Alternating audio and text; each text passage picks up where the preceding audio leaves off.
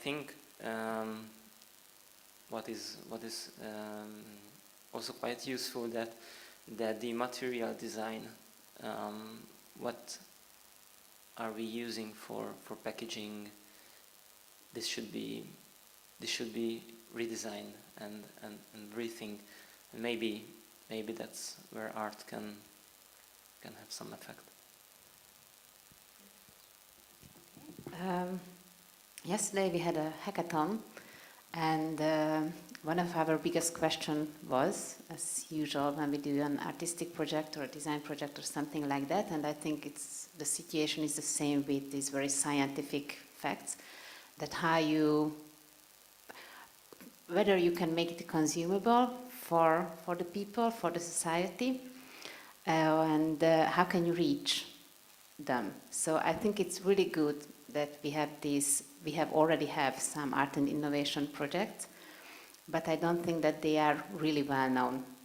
And my question is that how you reach the audience, your audience, or how you find the people to communicate with, because I think it could be good examples for us.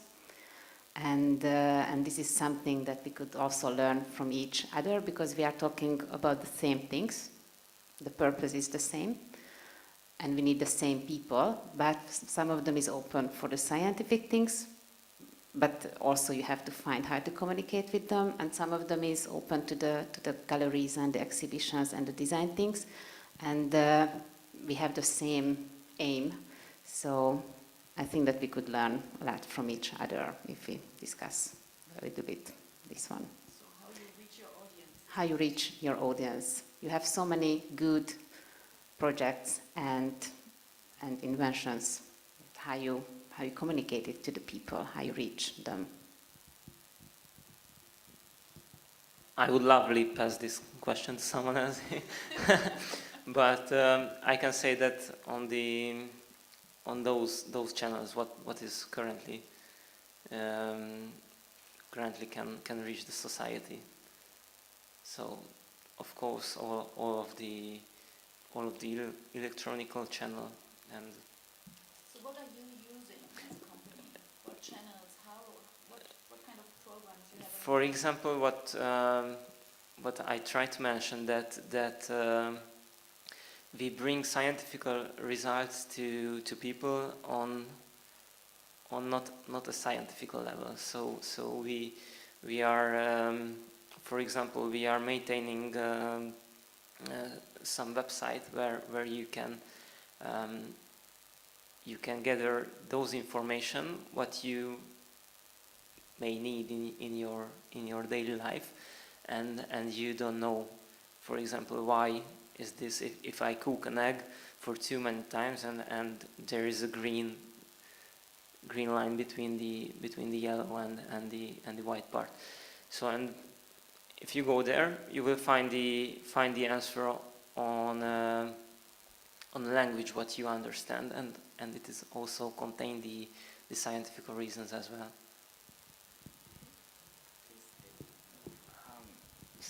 Well, actually, when I worked as an investment banker in New York, we found that the hardest companies to work with and the hardest projects to work on were the ones that needed the education of the people, because that's the hardest and that's the most expensive one, because it's really hard to change someone's mind, especially if it's an adult. So it was always hard to promote those companies or products that had to do anything with the environment or had to do anything with medical devices and such. So I do think that the education, on a smaller scheme of things, it will come down to advertising and media and things like that, which is definitely costly and not easy. And on the grand scheme of things, it's absolutely education and educating the young kids and people, because if they grow up in an environment believing that this is the right way and that's what they see, whether it's television, whether it's from their parents or things like that, that's when change will start, I think. I can absolutely agree with you. And to answer your question, how can you raise basically awareness with art in connection with environmental problems? I think there are so many individual initiations that raise awareness, for example, like Christo's works, or we could list a lot. And I think the more effective the artwork, the environmental artwork or ecological artwork is, when the communication and the marketing of it is very good, and also the language of it is the most understandable for an average person, and not for a person who is very much involved in artwork and who is very open to philosophical thoughts. So I think it should be really simple and very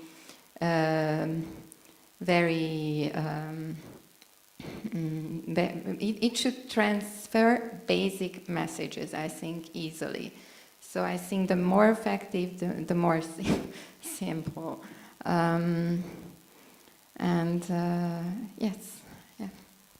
What kind of channels do you use for your own work? I don't use any because, as I told you, I'm not so strongly involved in it. But I saw how, for example, Hybridart works, and what they did, they made sculptures from waste, from trash, from plastic bottles, from PET bottles, then from how do you say those cans? Yes, cans, and they made animal sculptures out of them. So it's very easy to understand. You don't have to think it over. You don't have to have a philosophical background knowledge about it. It's easy, like fishes from cans. So it immediately brings a connotation that this is waste, this is trash, and this is a fish out of trash. Well, I read lots of things on the internet and in the papers that the sea is full of plastic waste and things like this. So they easily connect and they start thinking of it. So that's what I think it's easy. Or the work of Christo, that he packs areas on the sea, and that is something that can easily bring thoughts, and I think that's the most effective.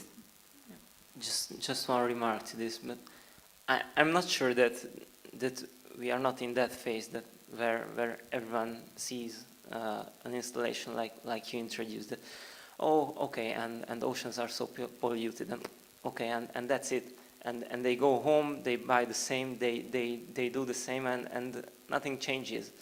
So there is something. I think there are two ways. One, if we bring this much closer. So if you bring them to waste dumping plant, where they say this big amount of smelly waste, then they maybe realize that okay, I should produce less waste.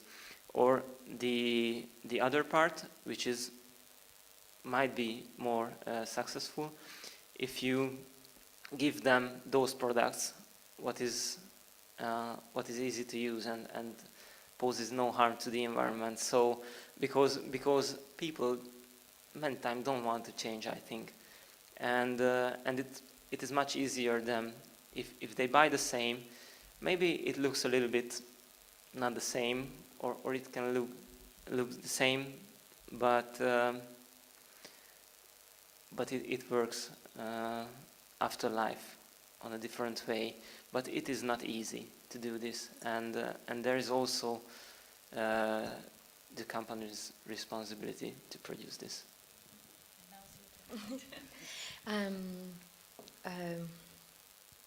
I wanted to say that I believe that first of all, science and innovation and let's say product or product development is one language, and art is another language. And I think also the point of why we are here in this conference is that how can we, or we believe that art language can translate science and maybe product development language into more society sort of friendly, more awareness, more perception wise language, right? And that's one thing.